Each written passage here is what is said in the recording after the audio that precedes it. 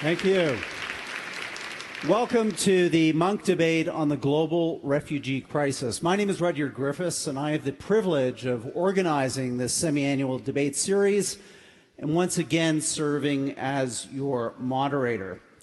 I want to begin tonight's proceedings by welcoming the North American-wide TV audience that is tuning into this debate right now across Canada from coast to coast to coast on CPAC, Canada's Public Affairs channel, and across the continental United States on C-SPAN. It's the first time the Monk Debates really, again, has been live throughout the continent of North America, and it's terrific to have that viewing audience joining us this evening.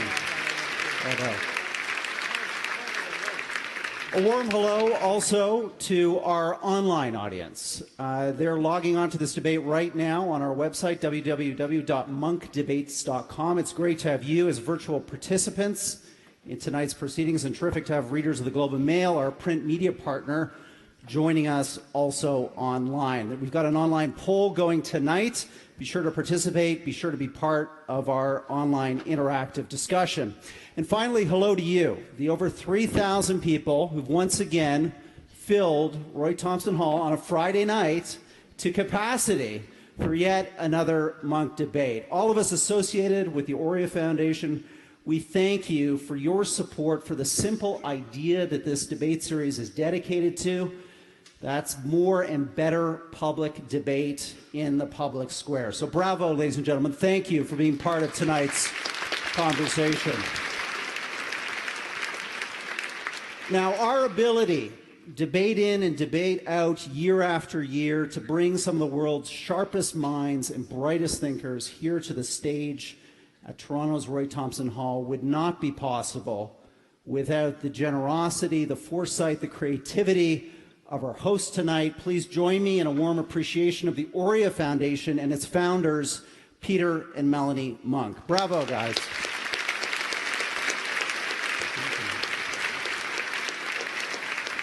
Well, the moment we've been waiting for. Let's get our two teams of debaters out here, center stage, and our debate underway. Our resolution, taken from the inscription, the Statue of Liberty. Be it resolved, give us, your tired, your poor, your huddled masses yearning to breathe free. Please welcome our first speaker for the resolution. She's a former Canadian Supreme Court Justice, Chief Prosecutor of the International Criminal Tribunals for Yugoslavia and Rwanda, and a United Nations High Commissioner for Human Rights, among many other accomplishments. Ladies and gentlemen, please welcome Canada's Louise Arbour.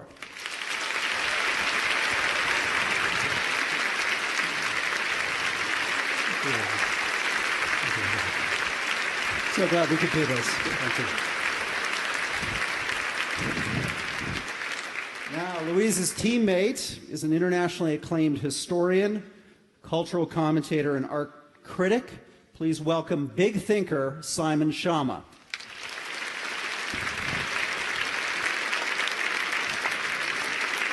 Thank you, Simon. Well, one great team of debaters deserves another. Speaking against the resolution, be it resolved, give us, your tired, your poor, your huddled masses yearning to breathe free, is the renowned columnist, author, and conservative human rights activist, ladies and gentlemen, Mark Steyn.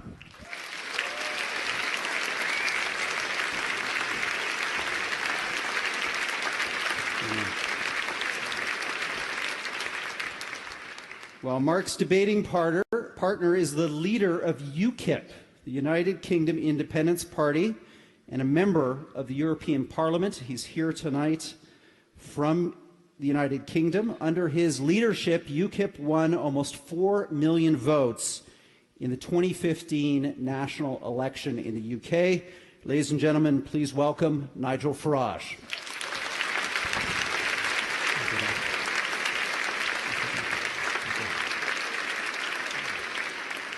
Okay, before our debate begins, I need your help with just some last-minute items. One, power up your smartphones. For those of you here, those watching online, we have a hashtag tonight, Monk Debate. Monk Debate. Let's make this the #1 trending topic in North America. You can also take part in our rolling poll. For those of you, again, watching online, we have a poll, www.monkdebates.com/vote. You can vote and participate in tonight's debate via the web. Now, our countdown clock, an invention we love at the Monk Debates. It keeps us on time, it keeps us on schedule, it keeps our debaters on their toes. When you see these clocks reach their final moments, we'll count down to 0. Join me in a round of applause, and that again will let our debaters know that their time is up. And, well, we had Henry Kissinger. He didn't think his time was up. He kept talking. Thought he was being so brilliant. But I digress. I don't think any of our debaters will make the same mistake. Now, this is the part I enjoy most. We asked all of you, 3,000 of you assembled, to vote on the resolution on your way in. You were asked, do you support or oppose the motion? Be it resolved, give us your tired, your poor, your huddled masses yearning to be free. Let's see if we've got those results for you to look at. Okay, 77% agree, 23% disagree. Now, to give a sense of how much this debate is in play, depending on what you hear during the debate, are you open to changing your vote? Let's see that result. Wow, 79-21. So this debate is very much in play. Either side can take it. Let's now go to our opening statements. I'd like 6 minutes on the clock for each of our debaters. Ms. Arbour, your 6 minutes begins now. Thank you. Thank you very much. Good evening, ladies and gentlemen. The words of the motion that I'm here to support were written by a woman, Emma Lazarus, and these words are engraved on a famous statue representing a woman holding a torch, and maybe less noticeably holding also the tablets of law with a broken chain at her feet. So it should come as no surprise to you that this has considerable appeal to me. But don't let that fool you. This is not a sentimental call for do-gooders to unite, nor a romantic projection of what the new world is going to be all about. Understood in today's term, it's a moving, poetic way of capturing both the spirit and the letter of the Refugee Convention. The 1951 Refugee Convention was written essentially because and for Europe, and it remains the framework within which a world purporting to be governed by the rule of law must deal with the current refugee crisis in Europe and must also stop turning a blind eye to equally pressing crises elsewhere, in South Sudan, for instance. This is part of the never again that the world screamed loud and clear after the Holocaust and betrayed on so many occasions since then. So today should not be one of those. I want to look at this issue both from a Canadian and from an international perspective. The international framework is very clear. Virtually all the countries that are concerned with the current flow of refugees fleeing war-torn countries of Syria, Iraq, Afghanistan, Somalia, Libya, are parties to the Refugee Convention, and they are obligated to grant asylum to those fleeing political and other forms of persecution. The protection framework that is set in place by the Convention provides that refugees should not be penalized for their illegal entry or stay in a country. The reverse would obviously be a way to completely emasculate the right of asylum. And the principle of non-refoulement precludes returning refugees to countries where they are at risk. This obviously puts a disproportionate demand on countries that are more easily reachable than others, such as in the case of Syria, the neighboring countries of Lebanon, Jordan, and Turkey, in which there are currently some 4.5 million Syrian refugees, as well as the countries that are at the external borders of Europe, Greece, Italy, and so on. So this leads to another fundamental principle which underpins the Refugee Convention, that is the need for international cooperation in burden sharing. And I'm cautious here in using the word burden. This brings me to Canada. We often define ourselves by our geography. Once again, on this issue, our geography is relevant. The nature of our borders is such that we are virtually immune from a flow of asylum seekers arriving on our soil by land or sea. Although apparently the result of the upcoming American elections may change that, but we'll cross that bridge when we get there. I believe that this puts on us a special obligation to provide for a generous resettlement program aiming both at welcoming refugees and at easing the burden on states who are struggling to live up to their international obligations. And I believe with true international cooperation in place, this is eminently feasible. And we should do it the smart way by ensuring that asylum seekers can travel safely to places of refuge, thereby undercutting the smugglers, and by deploying extraordinary resources to meet this extraordinary challenge. I am aware of the fear that an influx of foreigners will transform our social fabric in an undesirable way. But the reality is that our social fabric is changing anyway in this increasingly interconnected world. We have a choice. We could look to the past and stagnate in isolation, or we can embrace a future in which our children will develop their own culture, fully open to that of others, inspired by the choices that we are making today. The greatest threat to Western values is not an influx of people who may not share them today. It's the hypocrisy of those claiming to protect these values and then repudiating them by their actions. I expect that we're going to hear tonight that Muslims are different, that they pose a unique, novel, and existential threat to our democracies. Not only has this been the ugly response to just about every wave of new immigrant in history, but ironically, it plays right into the hands of the violent jihadist groups that are attacking us. These violent groups have a political, not a religious agenda. They seek to destroy our democracies, not by infiltrating or taking over our institutions, but by letting us slowly self-implode in response to the fear that risks turning us against ourselves, thereby destroying the very key features of our open society. We need to be smarter than that, and we need to welcome people who, like all of us who came at some point from somewhere else, will build an ever-evolving, free and strong Canada. Thank you very much. Thank you.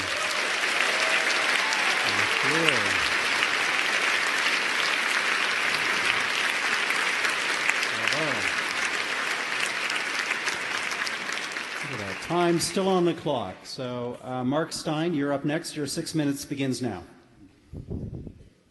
Madam Arbour described a refugee situation that is not what is happening in Europe at the moment.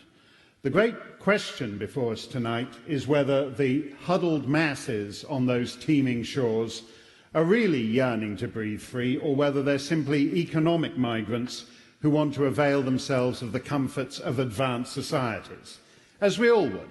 There are 3,000 people here in Roy Thomson Hall, and it would be nice if everyone in Toronto could be in Roy Thomson Hall. But if everyone in Toronto moves into Roy Thomson Hall, it isn't Roy Thomson Hall anymore. And that's the situation that is faced in Europe today. The people who have entered Europe are not refugees, as that term has traditionally been understood, and as Madame Arbour explained in terms of the Geneva Convention. In 2015, in Europe, men represented 77% of the asylum applications. That's an extraordinary population deformation. In most civil wars, this is the demographic that would be back home fighting for their country. It's as if during the American Revolution, General Washington and the rest of the chaps had gone off to France and left Martha and the other women and children back home to fend for themselves. What does it mean to breathe free? Under the Taliban, it's illegal for Madame Arbour to feel sunlight on her face. It's literally a crime for her to, quote, breathe free. She can breathe only through a mask approved by the man who in effect owns her. So what happens when you put a man from that kind of society in, say, a Scandinavian town? Northern Europe has enjoyed a culture of mixed public bathing since the 19th century, but a benign social activity to Germans and Scandinavians is something entirely different to men from a culture where women are chattels. So female patrons of public baths are now routinely assaulted. And in January, Sweden's national swimming arena was forced for the first time to segregate men and women in the hot tubs. So goodbye to a century-old tradition. Migrant rights trump your culture. Our response is, oh, they come from a different culture. They don't know that you're not meant to grope women's breasts. So in Germany, they put up pictograms with a breast and a groping hand and a red X through it. Last month, a mere fortnight after acing a training course on how to treat women with respect, a 15-year-old Afghan dragged a caterer at a Belgian refugee centre into the basement and raped her. Well, we'll fine-tune the course on treating women with respect. We'll get better pictograms. But in the meantime, migrant rights trump women's rights. Madame Arbour was the first prosecutor ever to charge rape as a crime against humanity. In 2007, she published an important report on the use of rape in Sudan as a weapon of war. It was a distressing report. She documented 15 individual cases of sexual assault, including rape, and victims as young as 14. If Madame Arbour were to publish a similar report on Germany today, she'd be able to cite more than 500 cases from just one night in just one town, Cologne, on New Year's Eve, and victims as young as 3 years old. A 3-year-old raped by a migrant.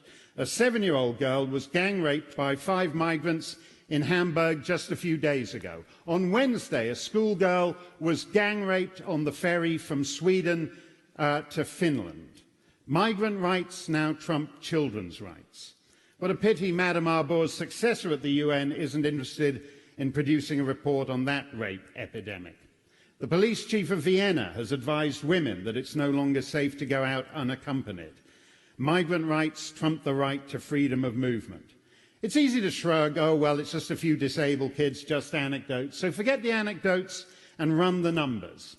In Europe, with unaccompanied minors, 90% are male, which means that in 1 year, Swedish adolescents now have a more distorted sex differential than China does after 30 years of its totalitarian one-child policy. In China, there are 119 boys for every girl. Among Swedish adolescents, just from the last year's importation, it is now 123 boys for every girl. That's a fact of life. And I hope tonight we'll put aside the sentimentalism that often attends this subject and stick with the facts. Madame Arbour said some things that I agree with. She said recently, why are we always talking about the danger that these people will transform us? They may transform us for the better. So she and I agree that immigration on this scale is transformative. The only difference is that Madame Arbour thinks it's for the better, and I don't. And I'm genuinely curious to know what aspects of Afghan and Syrian and Sudanese culture that she would like us to be transformed by. Women's rights, fast-track justice whereby gays get thrown off rooftops, polygamy, child brides, clitoridectomies, the bracing commitment to free speech. I would like an answer on that from Madame Arbour tonight. Thank you very much.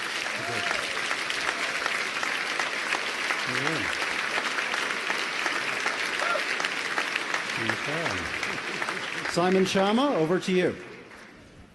Well, I want to start by saying, oh, Canada, your borders are safe. I can tell you why, because actually I was asked this morning at Toronto Airport what I was doing here, and I said, well, I've come to talk about refugees and migrants. I was immediately taken off for secondary screening, actually. So it's not only dangerous to talk about this, it's dangerous to be known to be talking about it. Look, those lines are written by Emma Lazarus. She was a Sephardi Jewess. She was a wealthy woman in New York.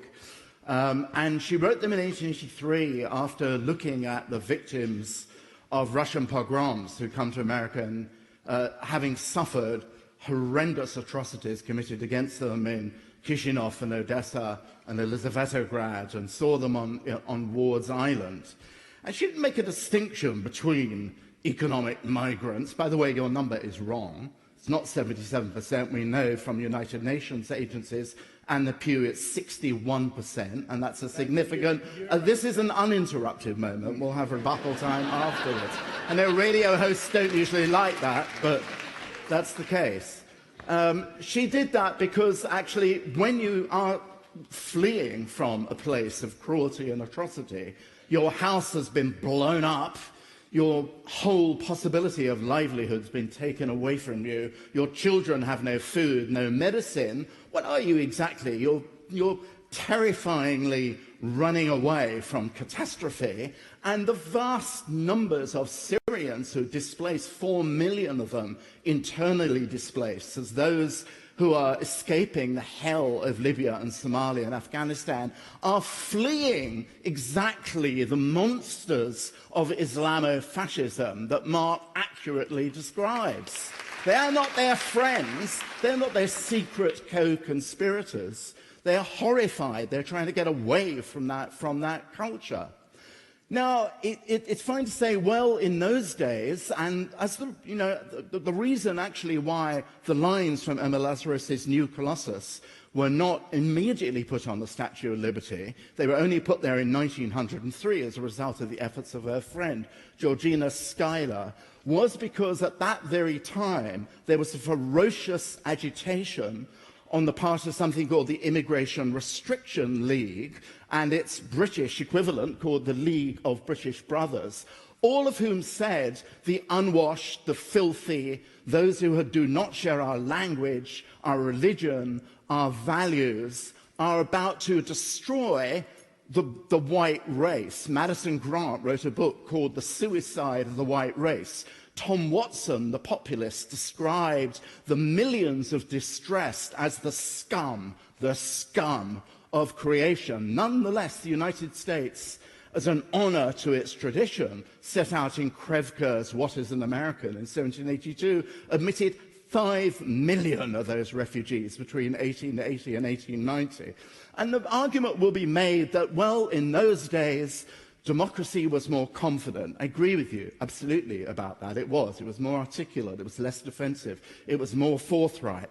And besides, people coming from Eastern Europe or Central Europe did not bear democracy the grudge. They didn't want to overthrow it. Yes, they did. Yes, they did. Those teeming millions that Emma Lazarus emotionally described were full of anarchists and communists dedicated to the overthrow of capitalism, but liberal capitalism was strong enough to let them in anyway. And as a result, the American Republic and Great Britain thrived and flourished and prospered, and my own grandparents were among those who had Britain to thank for that more expansive view of what democracy could accommodate. We're talking about a drop in the ocean, really, now. There are 1 billion of us in Europe and Canada and the United States. We're talking about 20,000 being admitted to Britain. We're talking about 100,000 refugees in the United States proposed by the President, of whom only 25,000 will come from Syria. And the issue is, are they all kind of ravening sexual monsters of Mark Steyn's X-rated horror with, Muslims are not all Salafists. You know they're not all Salafists. Not actually all Salafists are jihadis either. They're quietist Salafists. Do Salafist jihadis pose a mortal threat? You bet your life they do. There is a real war of that kind going on. But what do we do to actually resist the poison of apocalyptic millenarians? The answer is not to demonize all of Muslims, but actually to engage with them. And we say, well, who are we engaging with? There are no Muslims who really want to stand up. That is not true. After the attack, both in Paris and Brussels, 150 imams, actually in Europe, got up and made a statement of the abhorrence of the act. There are even Quranic scholars, the greatest of whom is Javed Ahmed Hamidi. If you don't know his work, look it up, who is absolutely dedicated to denouncing jihadism as a perversion of the Quran. And I just want to say that it can't possibly be true that you can't have a pluralist Muslim adoption of Western norms. In Britain, Nigel, we've lived with that for years and years before jihadism became the monstrosity that it is now. My greengrocer is a Kurdish Muslim. You turn on the radio in the morning and you hear Raisa Iqbal for the BBC. My local newsagent tells me when to look at the Jewish Chronicle, and his name is Ahmed. Fascinating.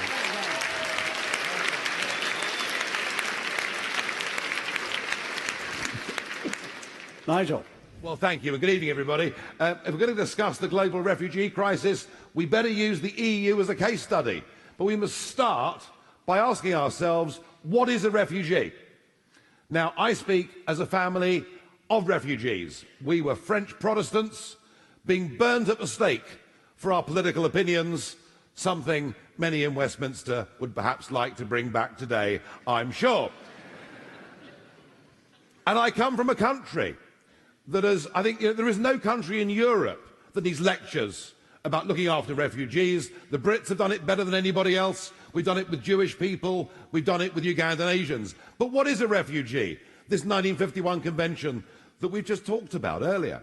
It's a person with a well-founded fear of persecution because of their race, religion, political opinions, or orientation, who are outside their own country and fear returning to it. Now look, I know it's tempting to support this motion. It sounds wonderful. Give us your poor, your weak, your huddled masses, and in doing so, we can perhaps feel a sense of our own moral superiority. But just look where that idea has got the EU in the course of the last year. Jean-Claude Juncker, the unelected European Commission President, who, I have to say, after a good lunch is rather fun to be with, particularly if I be with him, actually. But Juncker has changed the definition of what a refugee is to include people who come from war-torn areas, and given that the UNHCR say there are currently 59 million people displaced in the world, that's quite a big number, but Juncker's taken it even broader. He said to qualify as a European refugee if you come from extreme poverty, and that would mean perhaps 3 billion people could possibly come to Europe. All of this, of course, was massively compounded by Chancellor Merkel, who effectively did say, give us your weak and your poor and your huddled masses, in what I think has proved to be the worst foreign policy decision in Europe since 1945. Because her moral superiority was, in my view, based on still a level of war guilt that exists in Germany. But she opened up the doors and 1 million people came in last year. But virtually none of them would qualify as refugees on any classical definition. And in fact, most of them that came were somewhat aggressive young males who, when they arrived and got through the border, punched the air and chanted, rather like football supporters. I remember as a young man watching the BBC and seeing Ugandan Asians landing on the tarmac at Heathrow, humble, thankful, and promising that they would repay the debt Britain had shown them by integrating and becoming part of our society. Sadly, that is not what has happened. And there is nobody on this side of the argument trying to say that Islam is bad or all Muslims are bad. We are not saying that. But what we are saying is that if you allow a very large number of young males to come to European countries, and if they come from a culture where women are at best second-class citizens, don't be surprised to see the abominations such as that we saw outside Cologne train station on New Year's Eve. And don't be surprised that the formerly rather sleepy Swedish city of Malmö has now become the rape capital of Europe. But that is as nothing compared to what the boss of Europol said 3 weeks ago. He said there are now 5,000 jihadi fighters, every one of them potentially a terrorist, that have got back into Europe through the Greek islands posing as migrants. When ISIS say they will use the migrant routes to destroy the civilization of Europe, I suggest we start to take them seriously. And the difference between what is going on now and any other either migratory wave or refugee wave in the history of mankind that I can see is that never before have we had a fifth column, albeit a small one, thank God, but a fifth column living within our communities that hates us, wants to kill us, and wants to overturn our complete way of life. I believe that we in the West should give people refugee status, and throughout this whole tragedy of what has gone on in the Middle East and North Africa, not one person in serious level of politics has dared to speak up for the Christians in Iraq and the Christians in Syria, who are now only 10% of what they were just a few years ago. They qualify for refugee status because they're being persecuted for who they are. We have to oppose this motion. This motion, at best, is impractical and at worst poses a threat to our entire way of life. I want us to have a proper processing mechanism. I want us to do all the things we've done, as Brits particularly over centuries. I want us to welcome genuine refugees, not the disaster that is engulfing much of Europe today. Thank you.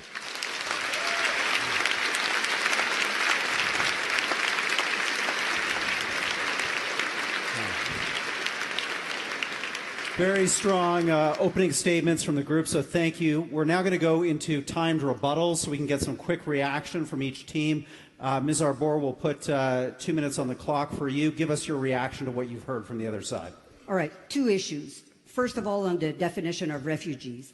I think in the current climate of warfare, the current state of armed conflict, in my opinion, virtually every civilian in a war theater that is not a combatant qualifies for refugee protection unless he is excluded by the convention as a war criminal. And the reality of it is that the protection of civilians currently in armed conflict is non-existent. They are targeted by all sides, and therefore, I think for the most part, they qualify for refugee protection. Now, the suggestion that what we see, these waves of young men coming into Europe, are all economic migrants, frankly, it's hard to believe why these economic migrants would have paid thousands of dollars for the privilege of drowning in the Mediterranean, but that's another issue. Let me just address very briefly, and I hope we'll have an opportunity to return to that, to the issues raised by these newborn feminists there.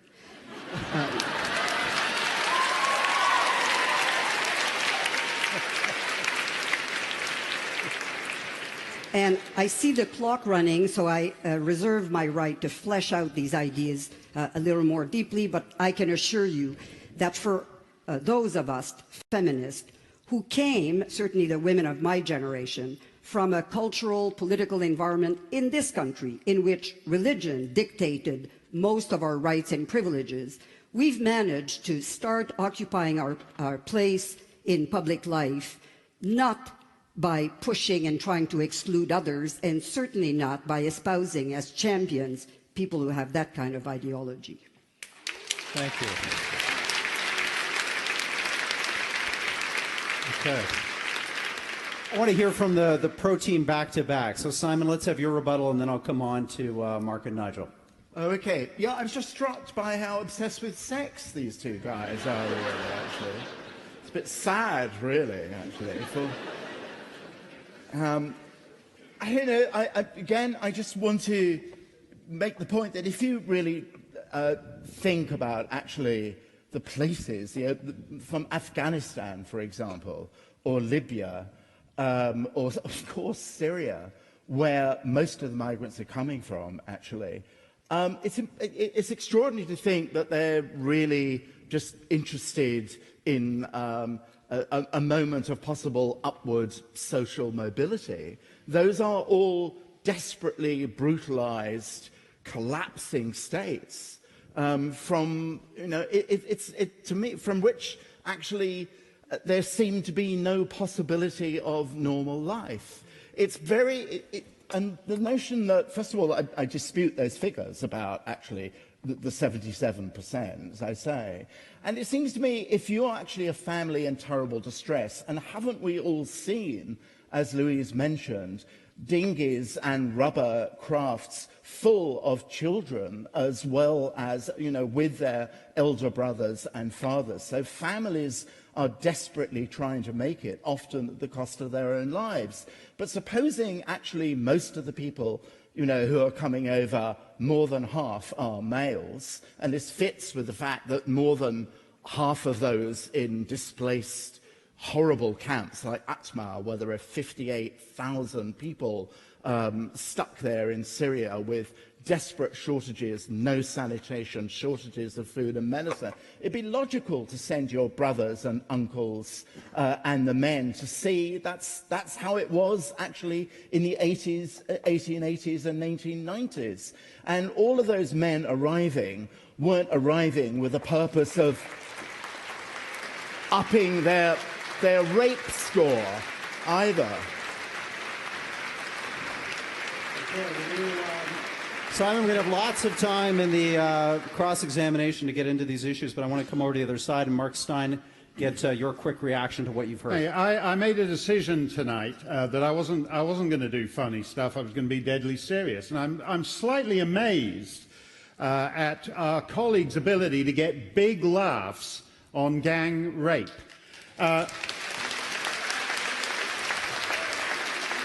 Madame Arbour scoffs at the newfound feminists over here. I'm not much of a feminist, but I draw the line at the 3-year-old getting raped and the 7-year-old getting gang raped in a basement. And when Simon tells us that, funnily enough, we're all obsessed, maybe we don't get enough action in the Toronto singles bars. Madame Arbour, as she said, is a feminist of a certain generation. And those feminists were very clear, as Madame Arbour was very clear in Sudan, that rape is not about sex, whatever Simon may say. Rape is about power, which is what Madame Arbour says. And we're not talking about the kind of sex I want to have. I ain't into 3-year-old girls. But the 14-year-old girl in Sudan. Here's a random example from 10 days of German migrant crimes in January. 16-year-old boy raped inside Wolfsburg City Hall. 13-year-old girl sexually assaulted near a railway station in Ellwagen. 3 girls sexually assaulted at a swimming pool in Ansbach. 15-year-old girl raped at a railway station in Wuppertal. Attempted gang rape of a 13-year-old girl in Gelsenkirchen. I can go on and on. These are all rapes, gang rapes in public places. Trains, streets, parks, and even City Hall. And I congratulate you on getting big laughs with that, Simon, and you, Louise, because if I'd known that, I'd be doing open night mic on gang rape at a comedy club. It isn't funny. It isn't funny. Okay, Mark, we'll be able to get into this later. Your time is up. And it gets to the heart of the question. You're going to have to sit down. It gets to the heart of the question. In the moderated cross-examination. Ladies and gentlemen, this is going to be harder than the election debate. I thought that was tough, but this is going to be a real challenge. Nigel, you're up next for your rebuttal. Thank you. What Mark has just said is difficult to listen to, and we'd all rather pretend it isn't happening. But sadly, it is happening. Simon, you're in denial.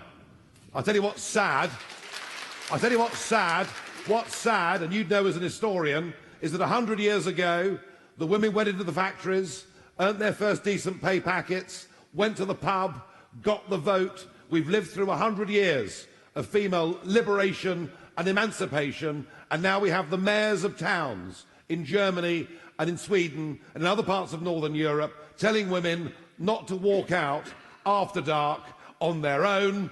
And in the wake of the Cologne sex attacks, the mayor of Cologne said to those women they really ought to dress differently and behave differently in public. That, Simon, is what is sad. And actually, I find the sheer hypocrisy of those of you that have stood up and said you're going to defend female rights when actually you think migrant rights are more important than female rights in our own community. Frankly, shame on you. And Louise, you're trying to redefine the 1951 Convention on Refugee Status. But can I just challenge you to something? You know, maybe, just maybe, you would agree with me that the Australians, when they faced a similar problem of people coming in boats in large numbers, of sinkings and drownings, maybe the Australians got it right when they said nobody will qualify as a refugee if they come through this route, but we will process people offshore genuinely and sincerely, and if they are people who, because of their race, religion or political beliefs, qualify as refugees, we in Australia will have them. Wouldn't it make more sense, Louise, rather than having an open door to the Greek islands, to process people in North Africa and the Middle East? Okay.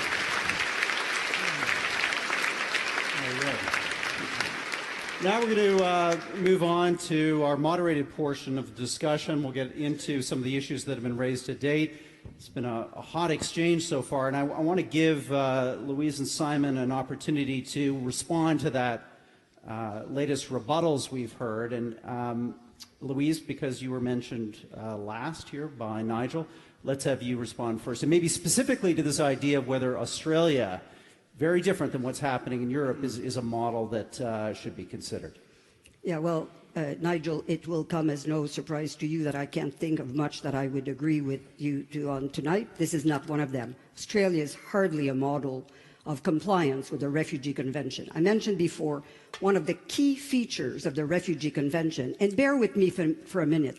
Let's assume that we have a genuine asylum seeker, as opposed to a gang rapist. Just for the sake of argument, let's just start with a neutral proposition. Somebody's knocking on the door.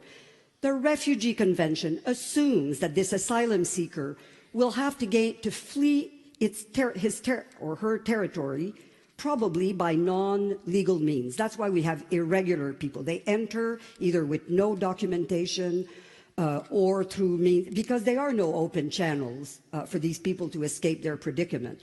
The duty on the country of transit or destination is to have a fair and humane process to determine the bona fides of their refugee claim.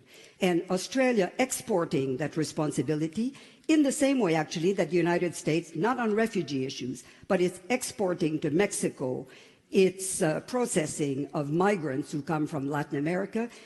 This is not the way to do it. The way to do it is for countries to receive people on the assumption, actually, that they may very well be people fleeing persecution and have a fair process in their country, particularly rich countries like ours, like Australia, like the US, who have full capacity to do that in a very decent, humane fashion. And unfortunately, that's not the example that Australia has set out. But how can Greece cope with this? This is the point, isn't it? That actually what Greece, I mean, you know, some people have gone to Italy, and you know, I understand that, but actually it's Greece that has faced just a vast number of people. There is no particular sign of it stopping. A so-called deal with Turkey has seen routes from Libya opening up again. Surely the point is that of the 1 million people that came through the Greek islands last year and finished up settling in Germany, virtually none of them were properly processed, and not one of them was security screened. And I wonder, under the 1951 definition of refugee status, how many of that 1 million that went to Germany last year would have qualified as refugees? 5%? 10% maximum? This is what I'm saying. This whole debate, we're talking about the global refugee crisis. I do understand there are dreadful things happening in North Africa and the Middle East. What I'm talking about is we broaden the definitions of what a refugee is to a level where we cannot accept, European countries will not accept numbers on this basis. 1.8 million last year, it'll be 1.8 million this year, and 1.8 million next year, and the people in the end simply won't accept it. Nigel, there are 500 million people in Europe. You think Europe doesn't have the... It's not the lack of capacity, it's a lack of political will, in large part because the entire public debate is poisoned by the kind of discourse that we've heard about tonight. We're supposed to talk about refugees, we talk about gang rape. We would. Okay, no, let's, hold on a second. We would, of course, there is room in our hearts for Europe, from all of Europe, to give people refugee status. We just want to know that they're genuine refugees and not people coming to do us harm. That's all we want to know. Okay. I want to bring Simon in on this, and then I'll come to you, Mark. Well, I actually don't disagree with you about the need for better screening. I don't disagree with that at all. I just want to say, though, to Mark's fulmination, that it's an appalling slander to me to the Muslim religion to imply, actually, that, well, wasn't it saying... I never said the word Muslim in my fulmination. It was a Muslim-free fulmination. No, the assumption... What did you just say? I didn't hear that. I didn't hear that. I didn't hear what you said, anyway. But, no, the implication was that if you've got a Muslim immigrant, he, and it's going to be he, is bound to commit a sexual crime sooner or later. That seems to be a monstrous and grotesque falsehood about Muslim communities that have been settled for a long time now in Britain and the United States. Dearborn, Michigan is not full. Dearborn, Michigan... Well, I will give you a Muslim fulmination then. Muslim men are about 1.5% to 2% of the population in Norway. They account for half of all the rape convictions in Oslo. There are differences here. There are cultural differences. And I think if you think about it... What is it about Islam that you're saying actually is designed to make men brutal sexual animals? I'm not talking... And why then don't you want to deport all Muslims from Europe and the Western societies? Because I distinguish. You're a historian. You know as well as I do how many more Muslim men in the First and Second World Wars fought for king and empire than Canadians. Muslims have a long tradition of loyalty to the Crown and service to the Crown. They were getting Victoria Crosses for extraordinary courage on the battlefield 100 years ago today during the Great War. You know that. What has changed is that we are no longer importing someone who had been to a Muslim at school in India in 1948, 1949 would have received an education not different by that much from a grade schooler in Canada or in Mark, Scotland or anywhere else. You've got to tell us where you're going with this, because you're losing me. What's the point? I'm just establishing my non-Islamophobic bona fide. Consider it done. But there is an issue. Yeah. Let's move back onto refugees, because this debate is about the refugee crisis. Right. That's our focus tonight. There are other dimensions. We'll continue to get into them. But, Louise, I want to come to you and pick up a little bit on what Mark and Nigel have been saying, which is certain societies are better at integrating people than others. Traditionally, Canada thinks that it's done a pretty good job. The United States is called the melting pot. European countries often are not very good at integration. Therefore, is this a different kind of crisis? Is this time different? I think Europe has done, and here we might have, I suspect and hope, a bit of agreement.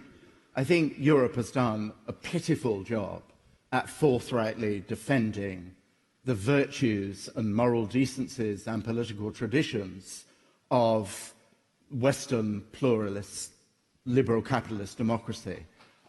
Europe is essentially an organization managing the business cycle and hoping for the best when it comes to shopping for Christmas.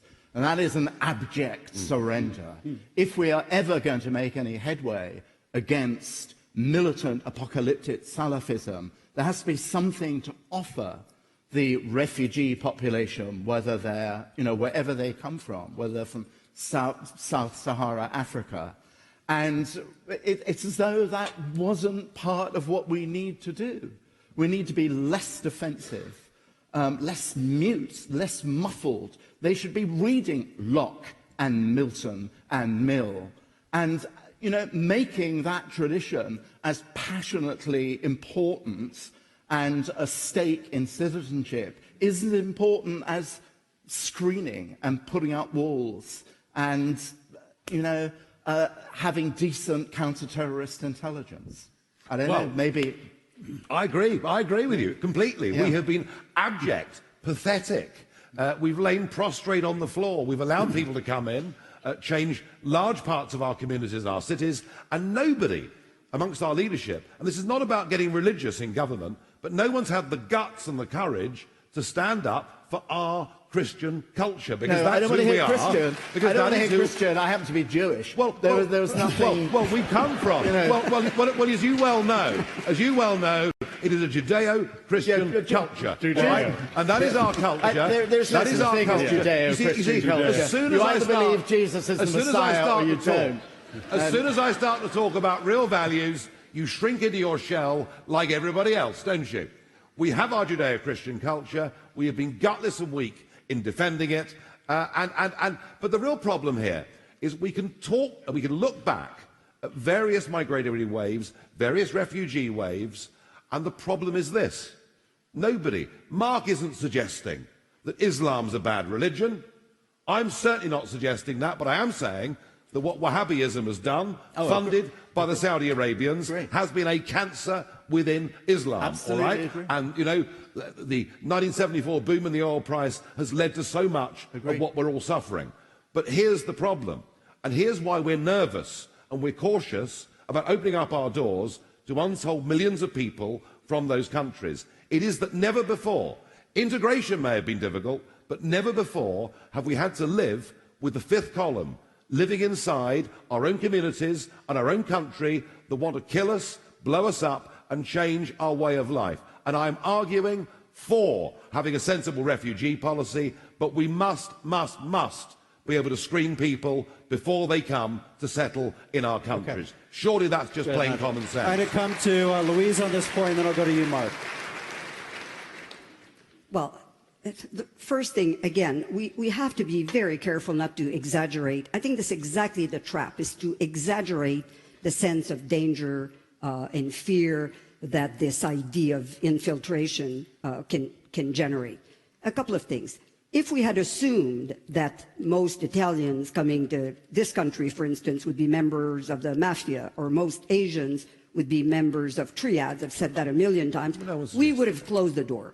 There is no basis upon which to suggest that the people who are fleeing the atrocious events in Syria, in Libya, to take these two, in northern Iraq and so on, that these people are missiles that are being sent to infiltrate our communities. You know what? It's going to be a lot easier, and I really believe that it's part of a very sophisticated strategic plan by those who are intent on destroying our democracies, to tease us into an irrational response where we will destroy the very values we believe in. We will over-securitize, and inevitably we will use security measures in discriminatory fashion with carding and racial profiling and so on. Slowly, we will destroy our very values out of the sheer fear that they're coming in to do it for us. We're going to do it to ourselves if we cultivate this culture of fear with an overreaction, restriction on freedoms, over-securitize, and targeting these vulnerable minorities rather than protecting them and including them. Mark.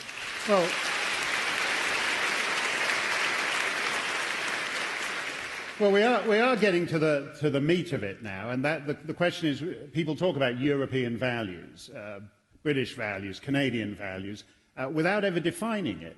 And I think, Simon is right, that it's not just about car chase movies and rap songs and all the rest of it. There's something underlying it. I share entirely Louise's fears of the big security state.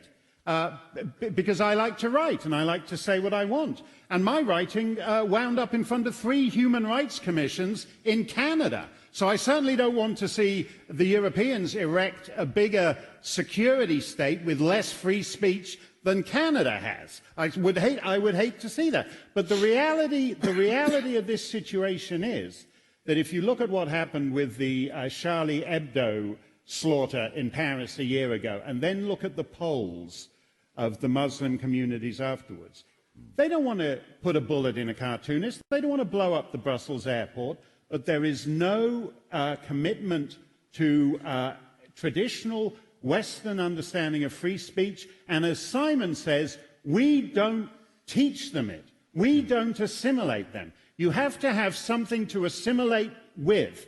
And if you don't, you have bicultural societies, as you dealt with in Bosnia.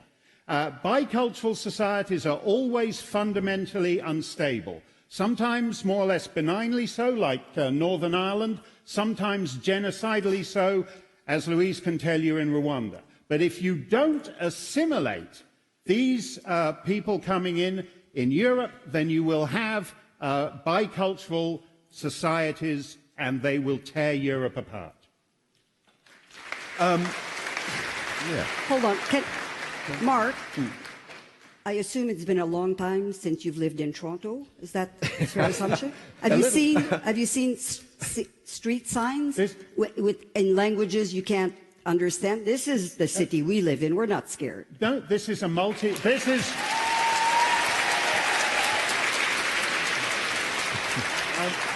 I was born in Toronto. I've been away for a couple of years. You're from Quebec.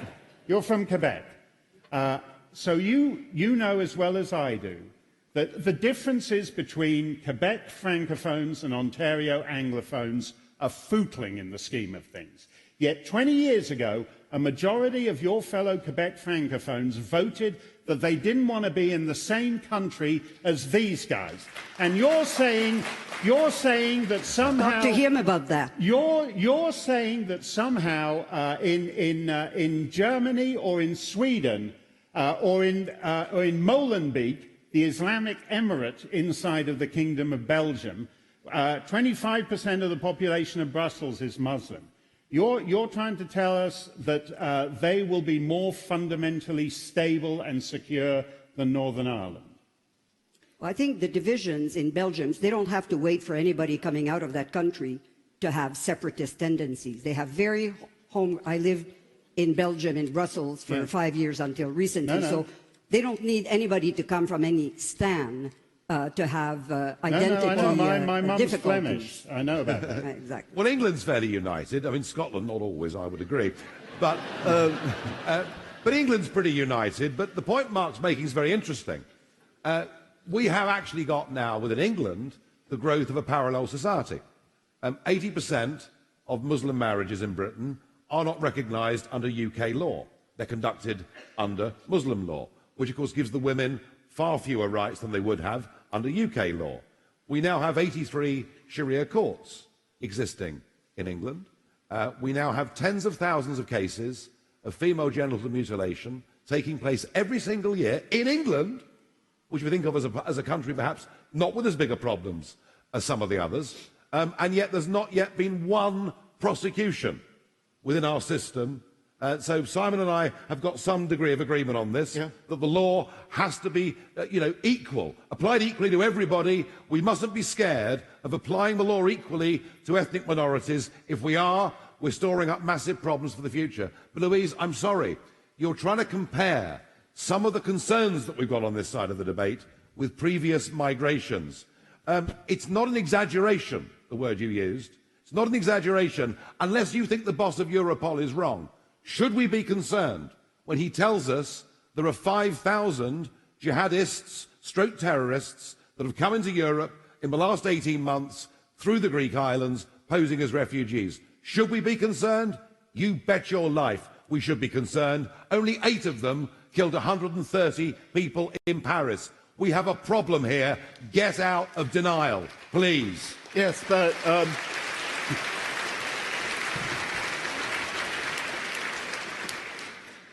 the deep problem is that jihadi cells exist. For example, the San Bernardino shooting was a case in point. The main shooter at San Bernardino was an American citizen. Mm-hmm. His wife had a green card. A very significant number of those who are actually carrying out these appallingly homicidal conspiracies are British and American and French and Belgians.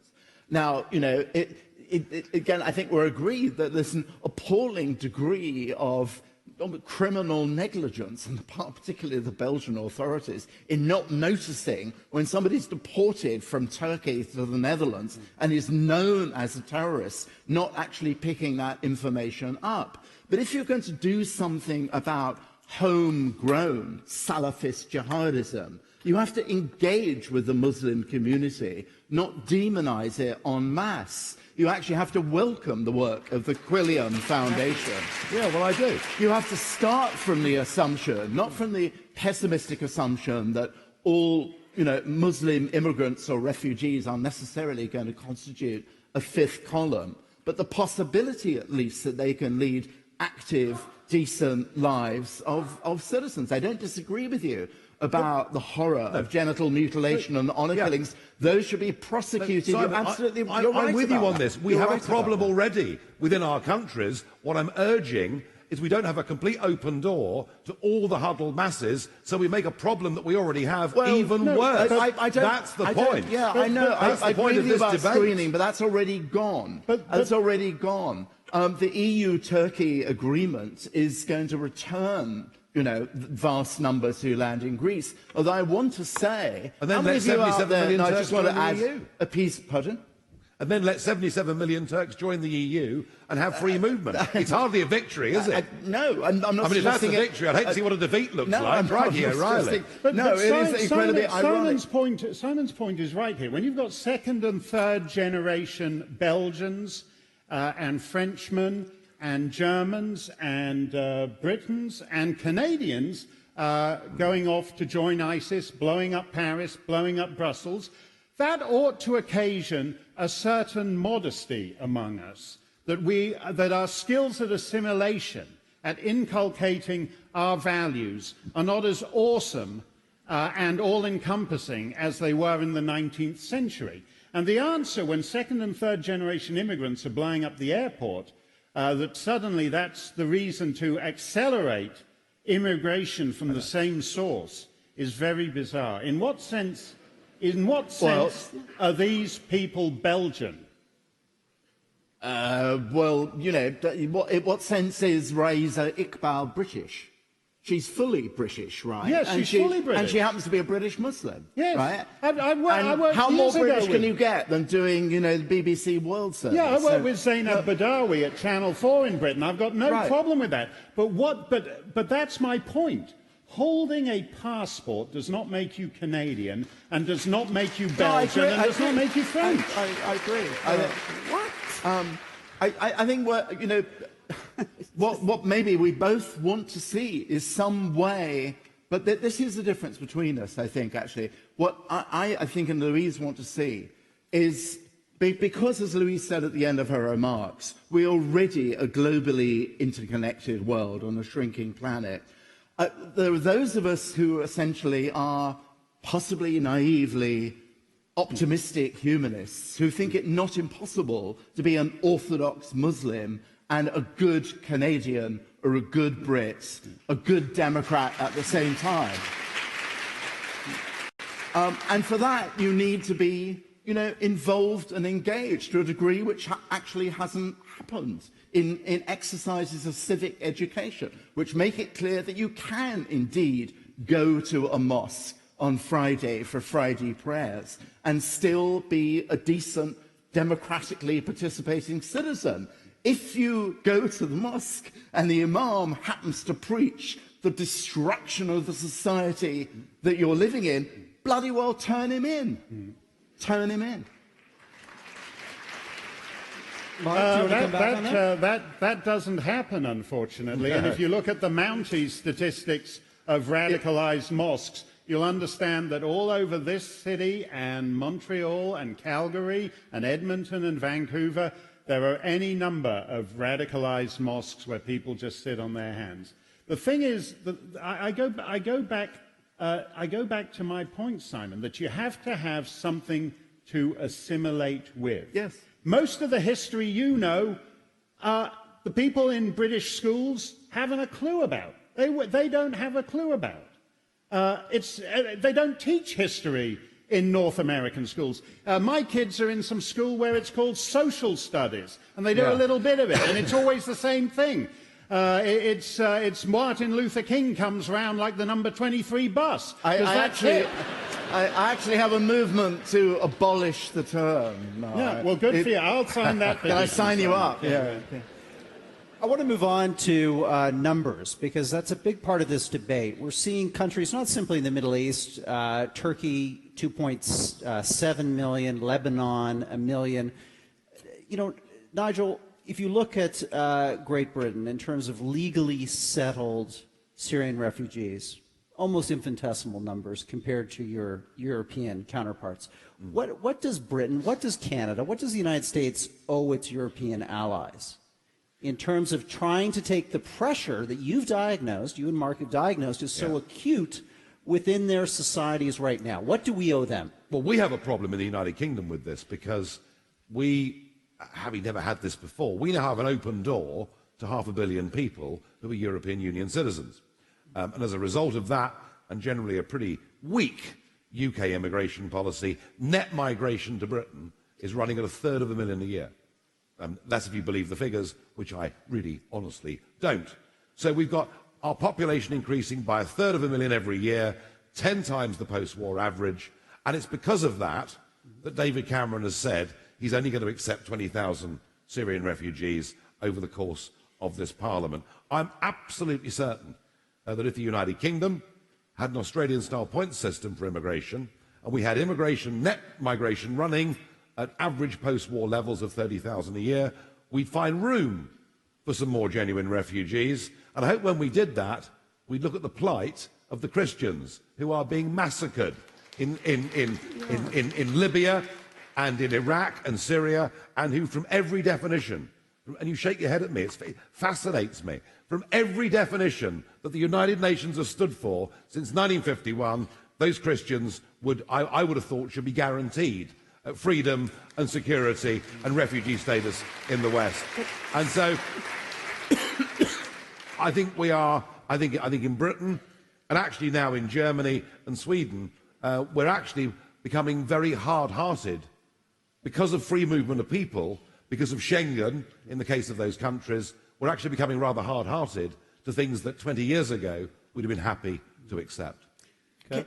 Mark, on the United States, on a population of over 300 million, only 1,200 Syrian refugees have been legally and officially admitted into the country. Again, is that the United States shouldering its burden of this crisis? No, but they don't look at it principally in a humanitarian way. They see it as part of the big security picture. And it's a little surreal to be holding this debate in the week following Brussels, which is what the question would mean if we discussed it in the United States. Because Louise and Simon, I think, want to detach the general migration question from the terrorism question. And the Americans in particular don't see it that way. We all know, I mean, I was glad to hear that the zealots of Canadian customs turned over Simon at Pearson earlier today. It's good to know there's always someone they don't want to let in the country. But the fascinating thing is, when you look at what Mr. McCallum is going to say, he goes, well, we're not going to have the chaps committing the gang rapes. No, we're screening for them. We're screening for them.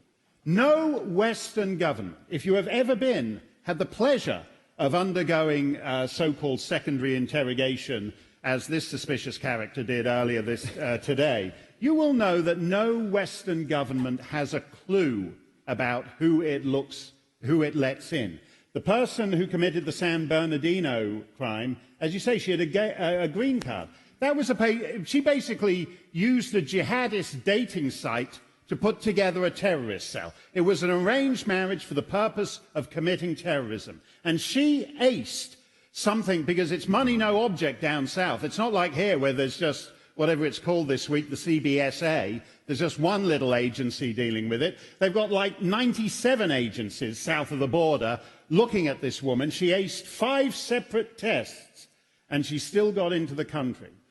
America takes the view it has no idea who any of these people are and better be safe than sorry. Great. Let's come back now to you, Louise. What does North America, what does Canada, the United States owe in terms of its share of this crisis? Well, I think we have to bring this debate a little bit back into less apocalyptic scale.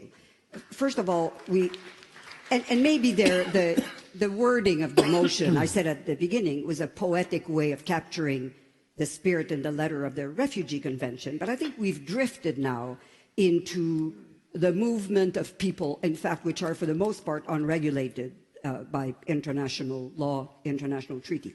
What we're talking about now, the so-called huge crisis that Europe is facing, is very well defined by the Refugee Convention. We haven't made a dent in talking about the millions of stateless people in the world who don't have a passport. And by the way, Mark, if you have a Canadian passport, you're a Canadian citizen. There's no other thing, right? So we haven't made a dent into dealing with statelessness. We haven't made a dent in talking about what are called IDPs, internally displaced persons, of which there are millions in Syria itself, in Sudan.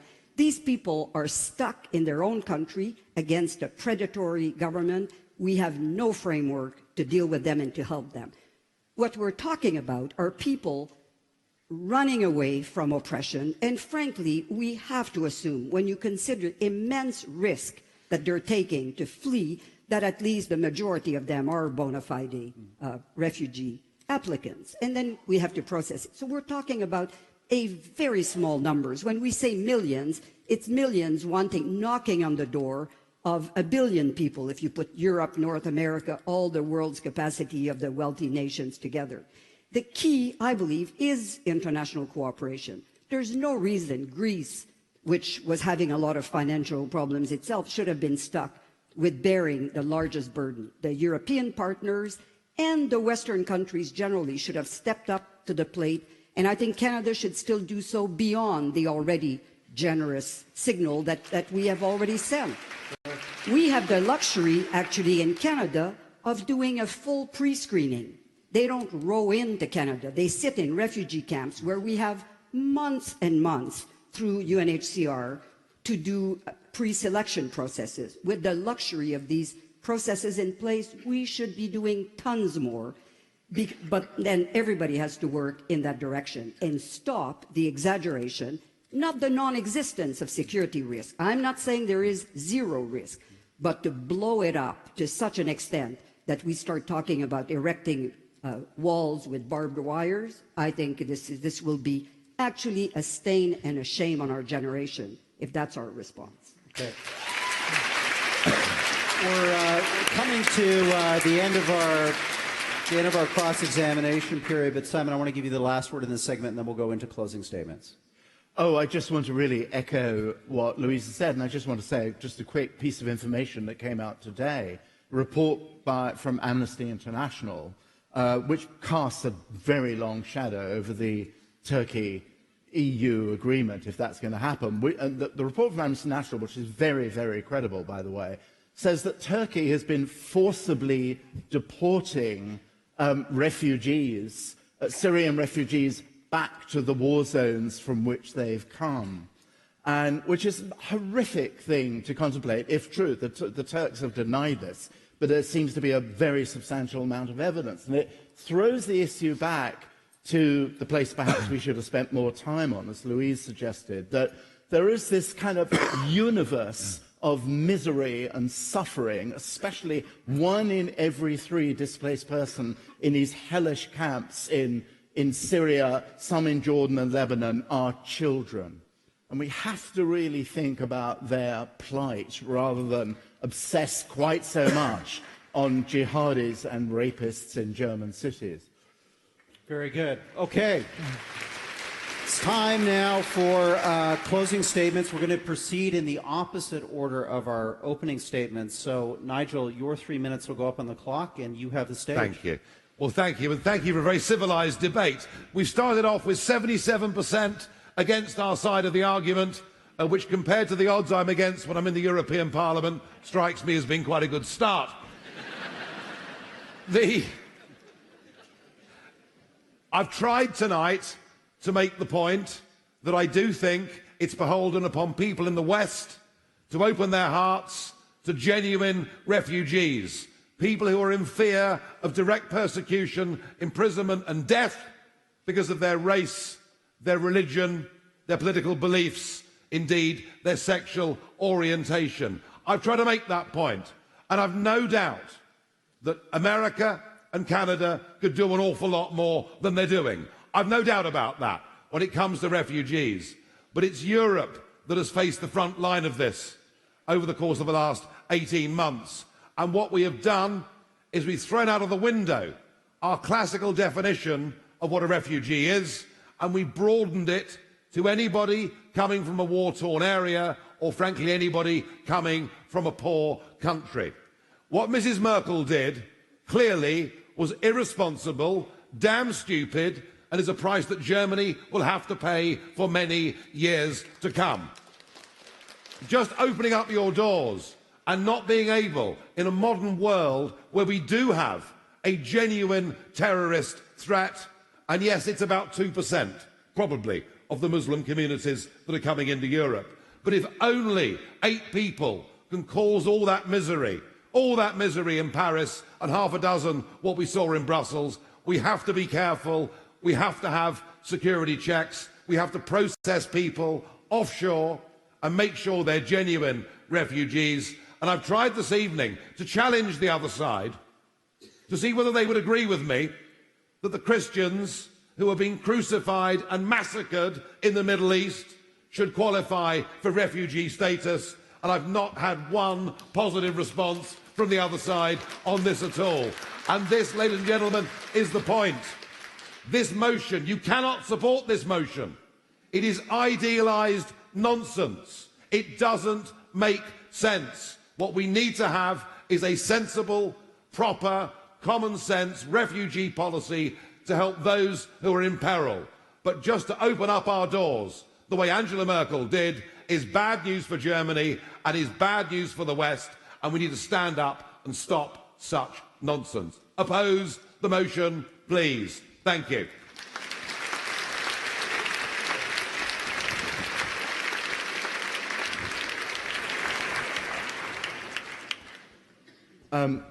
I want to say I don't disagree at all with your point about the Christian community. Ditto Yazidis and persecuted Shia. As far as the Islamic State is concerned, Shia aren't Muslim at all. So I want to end with the words of a Christian, not mine. Written in 1624, you all know some of them, at least, I'm sure. The Dean of St. Paul's, John Donne. No man is an island entire of itself. Every man is a piece of the continent, a part of the main. If a clod be washed away by the sea, Europe is the less, as well as if a promontory were, as well as if a manor of thy friends were. Any man's death diminishes me, because I'm involved in mankind, and therefore never send to know for whom the bell tolls. Tolls for thee.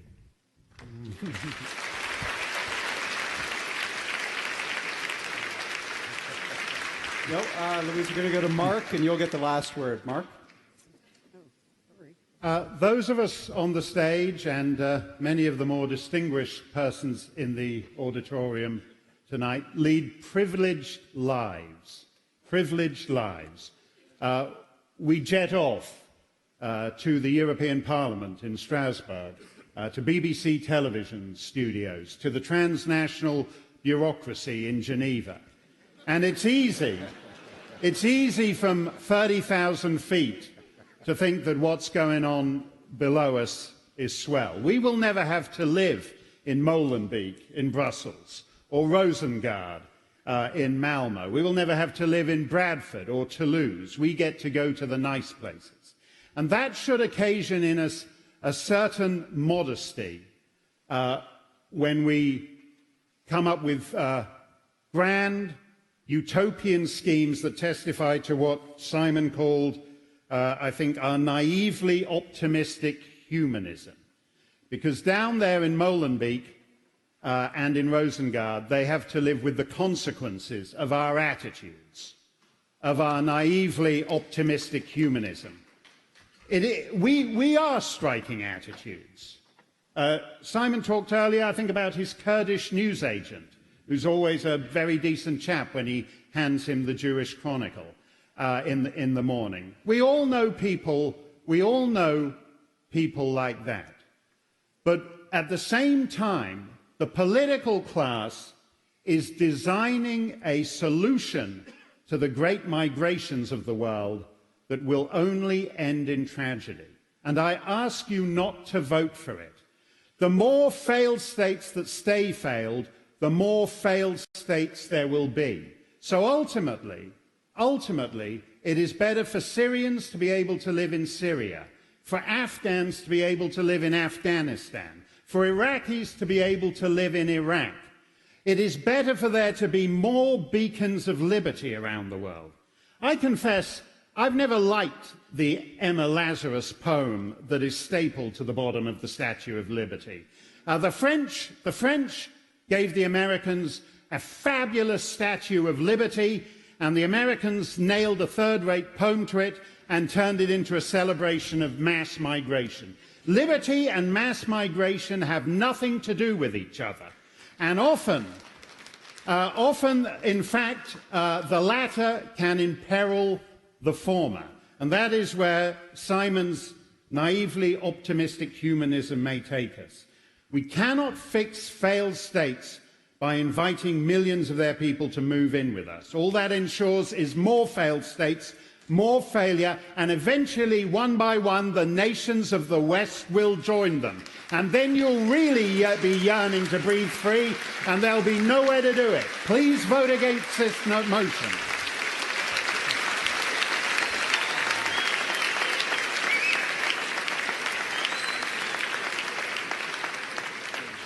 Ms. Arbour, you'll have the last word.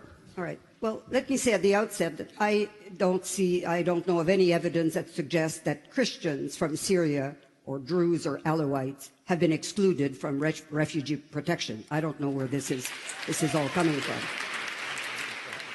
I think what at the bottom of today's debate, is showing that what is being portrayed today as unique is in fact just another manifestation of the old myths and stereotypes and prejudices that have met virtually every wave of immigration, and it's particularly odious when it targets refugees, not just any other kind of migrants. In fact, Doug Saunders, in his book and in a piece that he wrote in the Globe and Mail, made the point that, in fact, many of the things that we hear today about Muslim refugees penetrating our Western societies with a fifth column intent on destroying it, in fact, many of the characteristics that we attribute to them were attributed sometimes in relatively recent parts of our histories to Catholics, for instance, who were said to be backwards, had a loyalty to Rome more than to their home country, lived in poor, crime-ridden neighborhoods, were very backwards, anti-democratic, authoritarian by disposition. Doesn't that sound also like the yellow peril, that we were all going to be transformed into a different society? We will all end up being of a mixed color if we let in these millions of people coming from all over the world. This plays into exactly the same stereotypes and myths that we've heard at every single point in history. The reality is, despite an original knee-jerk, at times very hostile reception to newcomers, the history in this country has been a history of immense success, of integrating people coming from all kinds of different cultures and religion. And when I talk about integration, it is a two-way street. It has changed us, and it will change us in the future. We have to have a very impoverished confidence in our democracy to think that it is so fragile that it cannot sustain the profound differences that will challenge us through our devotion to free speech, freedom of assembly, and pluralism. Thank you. I believe we're okay.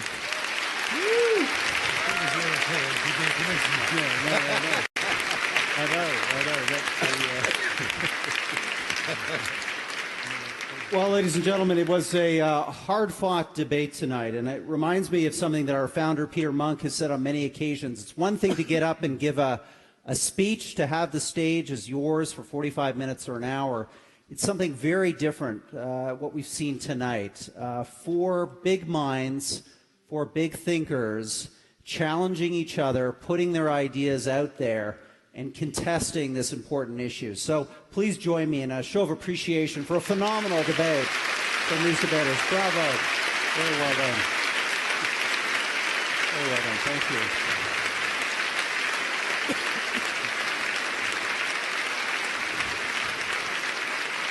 Bravo. Okay. Let's take a look at where public opinion was at in this hall at the beginning of this evening, because all of you in the audience here are going to have the opportunity on your way out of the hall to vote again. So let's take a look at where audience was at the beginning of tonight. 77% of you agreeing with the motion, 23% opposed. Then we asked you how many would be open to changing your mind to get a sense of the degree to which this debate was in place. 79% yes. So it's going to be fascinating to see how all of you decide, based on what you've heard tonight, the arguments pro and con, where you will come down on this debate. I just want to end by, again, thanking the Aurea Foundation for staging these phenomenal debates. They're a great part of Toronto, a great part of Canada, and this evening, something that's been available to people from coast to coast in Canada and across the continental United States. We're going to do this all again next autumn, but in the meantime, keep watching, keep learning, keep reading. Thank you for joining us at the Monk Debates.